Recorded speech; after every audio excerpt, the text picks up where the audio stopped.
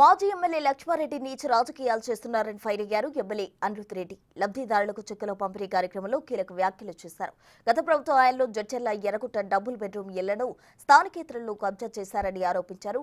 త్వరలోనే వారందరినీ ఖాళీ చేయిస్తారని వార్నింగ్ ఇచ్చారు. డబుల్ బెడ్రూమ్ ఇళ్ల నుండి ఖాళీ చేసే పరిస్థితి వస్తే పెట్రోల్ పోసుకొని లబ్ధిదారులకు మంత్రిగా పనిచేసిన లక్ష్మారెడ్డి సూచనలు ఇవ్వడం సిగ్గుచేటని విమర్శించారు. లక్ష్మారెడ్డి అవినీతిని బట్టబయలు చేస్తా అన్నారు. వచ్చే ఎన్నికల్లో ఎమ్మెల్యేగా కూడా లక్ష్మారెడ్డి పోటీ చేయలేరని, ఇప్పటికే జడ్చర్ల మున్సిపాలిటీని లక్ష్మారెడ్డి సర్వనాశనం చేశారని ఆరోపించారు.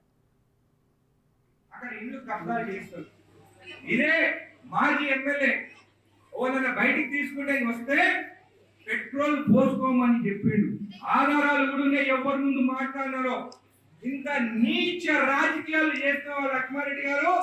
ఒక మంత్రిగా చేస్తావు, పెట్రోల్ పోసుకోమని చెప్తావు నువ్వు, పెట్రోల్ పోసుకొని చచ్చిపోమని చెప్తావు నువ్వు. తప్పు కదా? గవర్నమెంట్ డబుల్ బెడ్రూమ్ ఇండ్లు బయట వాళ్ళు వచ్చి చెక్కల వాళ్ళు కాదు, బయట నుంచి వచ్చిన వాళ్ళు కబ్జా చేస్తే వాళ్ళని బయటికి పొమ్మని చెప్తే పెట్రోల్ పోసుకోమని చెప్తావా? ఇంత నీచ రాజ్యాలకి దిగజారు అని అడుగుతున్నాను. నువ్వు పెట్రోల్ అయినావు కాబట్టి బతికిపోయినావు. నాకన్నా చిన్నగా ఉండడం మాత్రం నీ అంతు చూస్తున్నాను చెప్పి కూడా తెలియజేస్తున్నాను.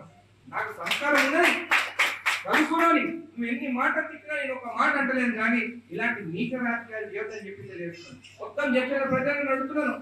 బయట వాళ్ళు ఇల్లు తీసుకున్నారు 2 లక్షలు ఇచ్చి, వాళ్ళ అర్హత కూడా రాదు వాళ్ళకి ఇల్లు ఇచ్చేదానికి.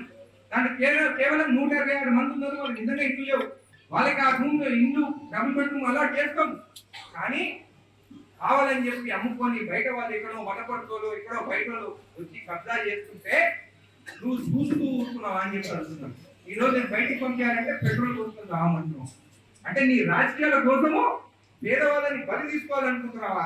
ఎట్టి పరిస్థితిలో ఇల్లు రావాల్సిన వారికి అక్కడ ఇల్లు వస్తే, ఎవరైతే దొంగతనంగా అక్కడ ఇల్లు తీసుకోరో వాళ్ళ పైన చట్టపరంగా కేసులు పెడతామో వాళ్ళని బయటికి ఎలగొడతామని చెప్పి కూడా నేను